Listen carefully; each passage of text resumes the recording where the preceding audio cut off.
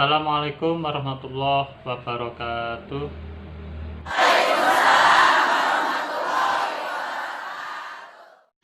Oke, terima kasih. Selamat siang teman-teman dan selamat datang kembali di mata kuliah saya, Sosiologi Hukum. Di materi kedua ini kita akan membahas masih dalam pengantar Sosiologi Hukum. Nah, di awal pertama kita akan membicarakan karena kita sarjana, kita akan membedah mengenai apa sih yang dimaksud dengan sosiologi hukum dan keberadaannya di tataran keilmuan itu seperti apa. Nah, kalau teman-teman membaca beberapa literatur hukum atau literatur sosiologi, ilmu sosiologi hukum ini adalah mata kuliah yang masih muda atau ilmu pengetahuan yang tergolong sangat muda. Karena apa? Karena di dalamnya itu seolah-olah mengalami kontras antara sosiologi dengan hukum. Paradigmanya saja yang dipakai itu sudah berbeda. Satu menggunakan, bagi ahli hukum, dia akan menggunakan paradigma kehukumannya, kemudian bagi para sosiologi, dia akan melihat dari sisi sosiologisnya. Sehingga di awal-awal, ilmu sosiologi hukum sangat membingungkan atau masih menjadi perdebatan. Tapi secara mencatat, beberapa perjalanan kemudian, sosiologi hukum menjadi ilmu pengetahuan baru yang kemudian tidak bisa dilepas dari dunia sosiologi itu sendiri dan juga dari dunia ilmu hukum itu sendiri. Buktinya apa? Buktinya banyak para sarjana sekarang kalau berbicara hukum juga melihat dari perspektif sosiologisnya. Begitu juga dengan ahli sosiologi. Itu juga tidak terlepas dari konteks hukumnya. Sehingga kita akan bedah apa sih yang dimaksud dengan sosiologi hukum, kemudian kegunaannya bagaimana, manfaatnya bagaimana, ranahnya seperti apa, kita bedah di materi kali ini. Berikutnya kita akan berbicara mengenai definisi, ya, pengertian dulu. Nah, definisi ini sebenarnya teman-teman bisa membuat, ya, cuman saya akan membuat kerangkanya aja dulu. Yang pertama, sosiologi hukum berasal dari dua kata, sosial dan hukum. Dua objek ini nanti bisa dibolak-balik. Yang jelas, sosiologi hukum berbicara mengenai sosial dan hukum. Nah, ini ada sosial, ini ada hukum. Kenapa ada sosial dan hukum? Ini adalah hubungan timbal balik. Hubungan, sehingga kalau bikin definisi, kalau ngomong sosial itu ya ilmu pengetahuan berkenaan dengan studi masyarakat. Begitupun juga dengan hukum, yaitu disiplin ilmu yang berbicara mengenai hukum, mulai dari norma, kaidah, kemudian jurisprudensi, undang-undang dan sebagainya itu hukum. Sedangkan studi masyarakat itu namanya sosial. Nah, karena di dalam sosial itu terdapat hukum yang saya jelaskan di minggu kemarin, ada norma-norma hukum, ada norma agama, ada norma asusila, ada norma masyarakat. Nah, salah satunya di dalam sosial kehidupan masyarakat tidak terlepas dari hukum. Sehingga banyak para sosiolog mendefinisikan kurang lebih ada beberapa kata kuncinya. Ya, Sujono Sukanto itu mendefinisikan sosiologi hukum adalah suatu cabang ilmu pengetahuan yang secara analitis, empiris dalam menganalisis atau mempelajari hubungan timbal balik antara hukum dengan gejala-gejala sosial. Nanti akan saya jelaskan. Itu Sujono Sukanto.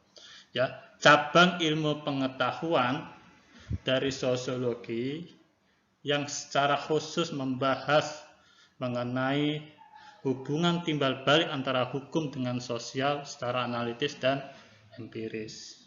Sucipto Raharjo juga begitu. Sosiologi hukum adalah pengetahuan hukum, ya. Kalau tadi kan pengetahuan sosial, kalau ini pengetahuan hukum terhadap pola perilaku masyarakat. Jadi berangkat dari pengetahuan hukum, kemudian melihat dari gejala sosial masyarakat dalam konteks sosialnya. Nah, jadi bolak-balik, ya, yang Sujono Sukanto melihat hubungan timbal balik antara hukum dengan gejala sosial. Kalau Sucipto Raharjo pengetahuan terhadap pola perilaku masyarakat, ya, ini pola perilaku hukum maksudnya, dalam konteks sosialnya.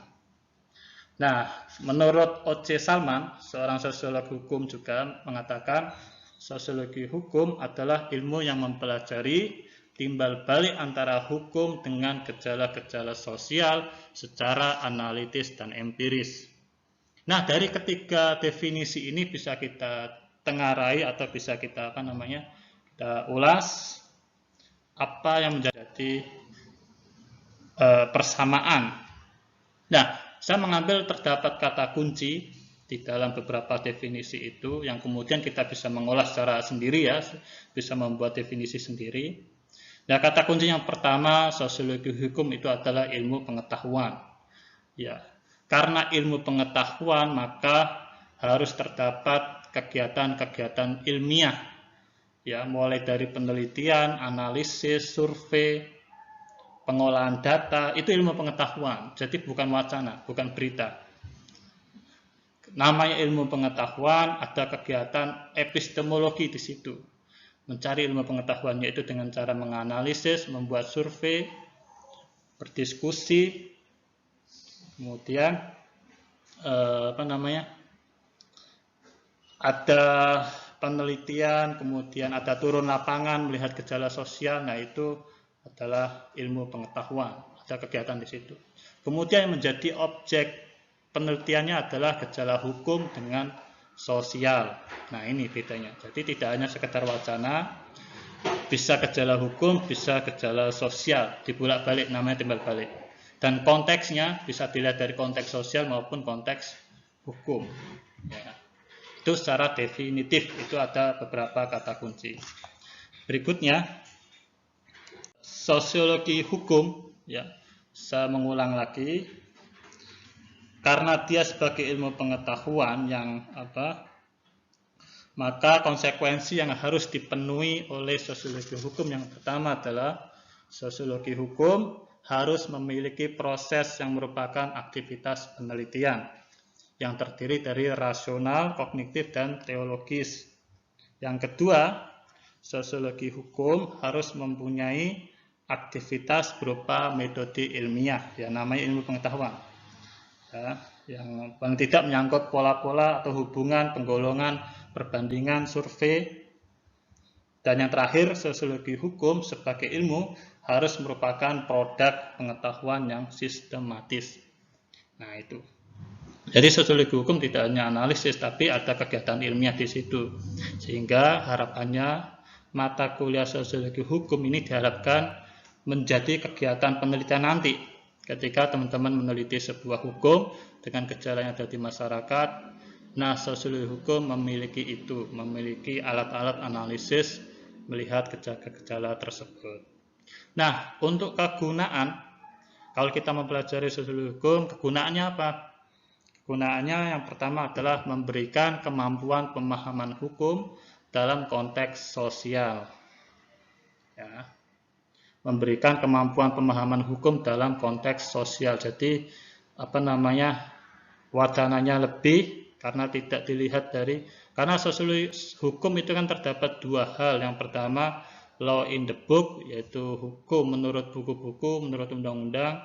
Kemudian law in action, yaitu hukum di lapangan itu seperti apa. Nah, sosiologi hukum itu berbicara law in action, ya, hukum yang ada di masyarakat, bukan yang ada di buku. Yang kedua, memberikan kemampuan menganalisis efektivitas hukum dalam masyarakat, baik sebagai sarana pengendali sosial, sarana pengubah masyarakat, dan sarana untuk interaksi sosial tertentu atau yang diharapkan. Nah, di materi di ilmu itu sudah saya upload sedikit pengantar sosiologi. Jadi teman-teman harus belajar sebelum masuk ke sosiologi hukum, setidaknya ilmu pengetahuan tentang sosiologi itu teman-teman pelajari. Di dalam sosiologi itu terdapat beberapa hal, mulai dari lembaga sosial, peranata sosial, struktur sosial, perubahan sosial, aktor sosial. Nah, semuanya itu harus dipelajari di sosiologi sebelum kita masuk kepada sosiologi hukum. Kalau sudah masuk sosiologi hukum, maka kita akan mampu menganalisis pertama adalah efektivitas hukum dalam masyarakat, kemudian pengendalian sosial, kemudian sarana pengubah masyarakat, interaksi sosial, dan sebagainya. Dan yang terakhir, memberikan kemampuan mengadakan evaluasi penilaian terhadap hukum dalam masyarakat. Artinya kita bisa bisa memberikan evaluasi apa yang terjadi, gejala di sosial masyarakat. Nah, bila kita lebih rinci kegunaan ini bisa kita buat lebih rinci. Yang pertama dari sisi untuk lembaga organisasi masyarakat, yang pertama sosiologi hukum dapat mengungkapkan sebuah ideologi dan falsafah yang mempengaruhi perencanaan, pembentukan, dan penegakan hukum. Nah, jadi di ilmu sosiologi hukum ini bisa membongkar undang-undang di dalamnya, ideologi apa. Contoh RUU Cipta Kerja, kalau kita bedah dari sosiologi hukum, itu terdapat ideologi kapitalis, terdapat ideologi liberalis di situ. Nah, itu hanya sosiologi hukum yang bisa membongkar di balik itu semua. Kalau pakai disiplin ilmu hukum kan nggak bisa. Yang kedua, dapat mengidentifikasi unsur-unsur kebudayaan manakah yang mempengaruhi isi atau substansi hukum. Jadi dalam sebuah perundang-undangan itu juga ada beberapa unsur budaya yang dipakai. Nah, di sosiologi hukum itu bisa mengidentifikasi ini dari budaya mana. Ya, contoh larangan makan babi, misalkan larangan meminum air keras, minuman beralkohol, itu juga berangkat dari budaya-budaya masyarakat tertentu. Sehingga perundang-undangannya itu dibentuk, ya. Berikutnya adalah lembaga-lembaga manakah yang sangat berpengaruh di dalam pembentukan hukum. Contoh RUU KPK misalkan, di sosiologi hukum itu bisa menggali, ya, lembaga mana yang sangat mempengaruhi isi dari substansi hukum itu sendiri. Nah, itu sosiologi hukum yang bisa menjawab. Kemudian pada taraf golongan dalam masyarakat, ini juga berguna. Yang pertama adalah pengungkapan golongan-golongan manakah yang sangat menentukan di dalam pembentukan dan penerapan hukum. Nah, ini masyarakat bisa sudah kompleks golongan. Golongan-golongan manakah di dalam masyarakat yang beruntung atau sebaliknya yang dirugikan ketika ada sebuah peraturan, ketika ada sebuah undang-undang. Contoh RUU Cipta Kerja, RUU PKS ketika dilegalkan, ketika disetujui. Nah, sosiologi hukum bisa membongkar mana yang dirugikan, mana yang diuntungkan. Nah, itu sosiologi hukum yang bisa menganalisis itu. Pada taraf individu, identifikasi unsur-unsur hukum yang dapat mengubah perilaku warga masyarakat. Ya, ini lebih kepada pribadi, lebih bagaimana cara mengaplikasikan hukum, ketaatan hukum itu dengan sosiologi hukum. Kepatuhan warga terhadap hukum, ya, contoh undang-undang Perda Miras, nah, kemudian Perda Rokok, Perda Sampah, itu lebih ke individu. Kemudian yang terakhir, lalu apa yang akan kita pelajari di dalam sosiologi hukum? Ya, jadi kurang lebih hukum itu tidak bisa berdiri sendiri. Hukum itu butuh beberapa penopang, yaitu beberapa institusi yang ada di sekelilingnya. Ya, contohnya apa? Contohnya adalah bagaimana hubungan hukum dengan yang berada di sekelilingnya, ya. Hubungan hukum dengan perubahan sosial, dengan aktor sosial, dengan proses sosial, kemudian dengan agama, dengan lingkungan, politik, ekonomi. Nah, hubungan-hubungan ini yang kemudian itu menjadi ranah dari sosiologi hukum.